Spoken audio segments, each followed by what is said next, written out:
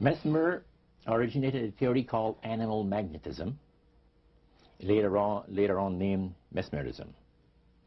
Mesmer was led by the spirits to believe, and this is what a priest said, was led by the spirits to believe that certain persons have a magnetic influence within themselves, so to speak, that would cause them to have great power over other persons, even to the point of placing them into a trance.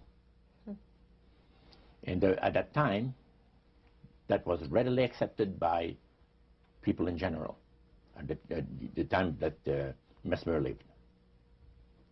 So people realized, you know, that some people got a capacity to put you into a trance.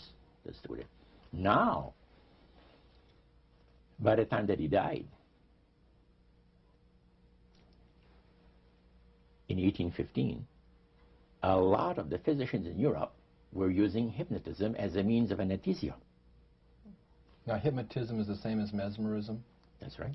Okay. So mesmerism that's been developed to a higher degree of refinement. And the priest went on saying that the plan of Satan to deceive the human family this way, he says is the most intriguing thing to his mind. And he went on saying how it was going to be brought about. He said that a fellow by the name of Darwin and another fellow by the name of Thomas Henry Huxley would be used by the spirits because in their childhood they had been hypnotized by medical doctors, and they figured that they would be real good subjects to lead the people into this belief that they had, that Satan wanted to bring into people's lives. Now, what were those 3 points again, Roger? The 3 things were, number 1, that they did not want Satan did not want the human family to think that he or his angels existed. Right. The second point that you made had to do with taking control of people's minds. That's right. The third point was what? Was to destroy the Bible without burning it. Okay. See? And what was his strategy on that? On that, it was very interesting. Because after the Great General Council, it was decided that Satan would tutor Charles Darwin personally in setting up the principles of his theories of evolution. He was tutored by Lucifer himself, fallen Lucifer.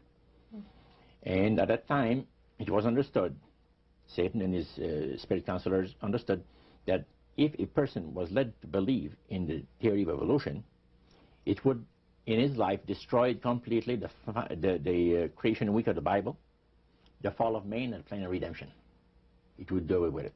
In one fell swoop. Yeah. Now, he made a unique statement.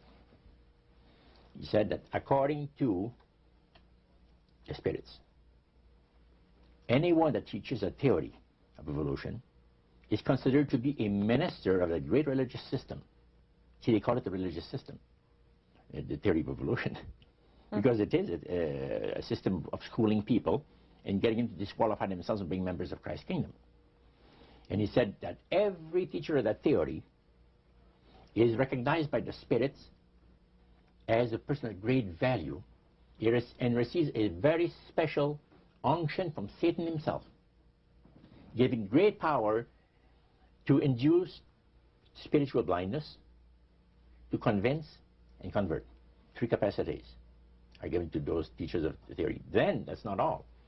The priest says that Satan considers the teachers of the theory of evolution to be so valuable to him that in the sight of all the inhabitants of the galaxies, he assigns a retinue of bright, beautiful angels to follow that educator all the remainder of his life. And that in the sight of the inhabitants of the galaxies is the greatest honor that he can bestow upon his workers, upon mankind, and to, until the controversy is finished. That was quite enlightening.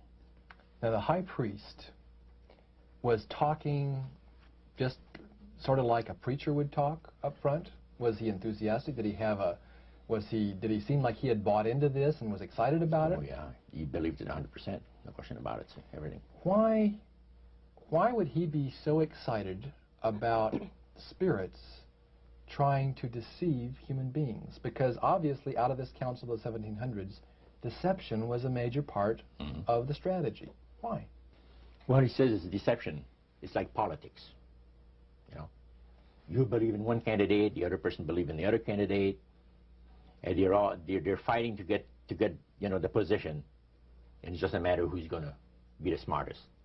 And with Lucifer, the fallen cherubim, he's very smart. He's going to win, and Christ's going to abdicate the rights of the planet. He's going to resurrect his people, have established his kingdom that lasts for ever and ever. God won't be able to destroy him because it would be against God's, the Creator's nature to destroy Lucifer in the fire. Beside that, he said, spirits now, human spirits, have the capacity now to outlive fire. He says, you don't believe it, go to India or some of those countries where they have fire walkers. And it's done by the power of demon spirits. These people are energized by demon spirits, so they can walk on those hot coals without burning themselves.